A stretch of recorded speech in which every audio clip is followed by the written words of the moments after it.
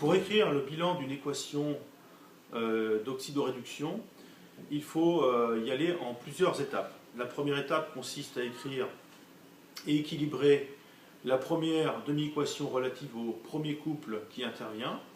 La deuxième étape consiste à écrire la même chose, le même bilan pour la deuxième demi-équation du deuxième couple qui intervient. Et enfin, d'écrire le bilan global en inversant l'une des deux, puisque dans l'une des deux, c'est le réducteur du couple qui interviendra, alors que dans la première, c'était l'oxydant du couple qui intervenait. Alors je vais vous expliquer au travers d'un cas concret comment il faut faire.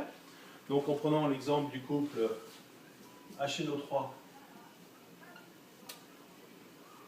NO, Cu2+,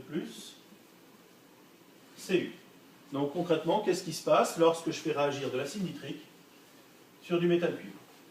Alors le petit conseil que je vous donne, c'est toujours d'entourer les réactifs. Comme ça, on va pouvoir identifier ce qu'il y aura côté gauche de l'équation chimique, donc les réactifs, et de côté droit, les produits, c'est-à-dire les espèces qui ne sont pas entourées. Donc première étape, écrire la première demi-équation. Écrire la première demi-équation. Donc, on y va. HNO3 plus électron donne NO. L'élément commun est l'azote, 3 oxygènes, un seul, donc il me faut apporter 2 molécules d'eau. Ce faisant, j'apporte 4 fois l'élément hydrogène. J'en avais un, donc j'en rajoute 3. Globalement, aucune charge, donc globalement, aucune charge. 3 électrons. Ça, c'est ce que l'on a vu ensemble tout à l'heure.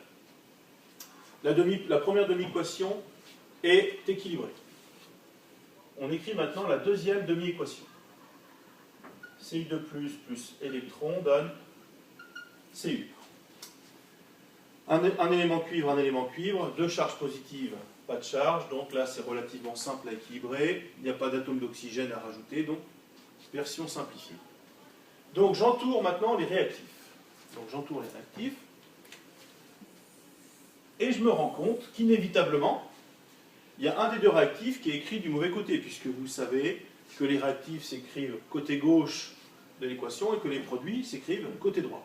Donc là, j'ai bien un des deux réactifs, donc l'oxydant, qui est écrit à gauche, mais le réducteur du deuxième couple, lui, il est écrit à droite. Donc il nous faut inverser cette demi-équation de manière à ce qu'elle soit écrite, entre guillemets, dans le bon sens.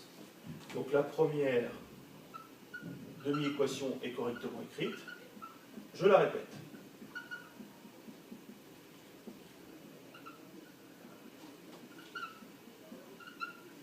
La deuxième demi-équation, je la réécris dans l'autre sens de manière à ce que Cu soit écrit côté gauche, côté réactif.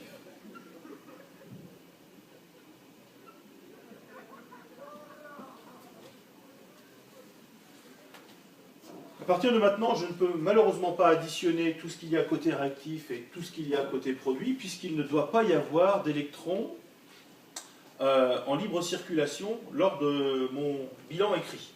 Donc tous les électrons qui sont libérés par le réducteur, ici, doivent être captés par l'oxydant qui est ici.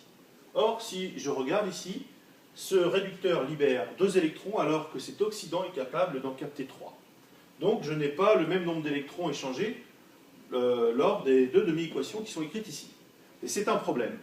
Je dois avoir le même nombre d'électrons échangés sur les 2 demi-équations. Donc comment est-ce qu'on fait? On va trouver une astuce qui consiste à trouver le plus petit commun multiple, le PPCM, entre les 2 demi-équations. Donc la plupart du temps, ça se règle facilement en multipliant les 2 chiffres qui sont ici l'un par l'autre. Et c'est le cas ici. Si je multiplie par 3 cette demi-équation-là et par 2 celle-ci, j'ai 6 électrons échangés ici et 6 électrons échangés ici, donc ça colle. Donc je multiplie toute la première demi-équation par 2 et toute la seconde demi-équation par 3. Donc ça donne 2 HNO3 plus 6 électrons plus 6 H+, plus 3 Cu donne 2 NO plus 4 H2O plus 3 Cu2 plus 6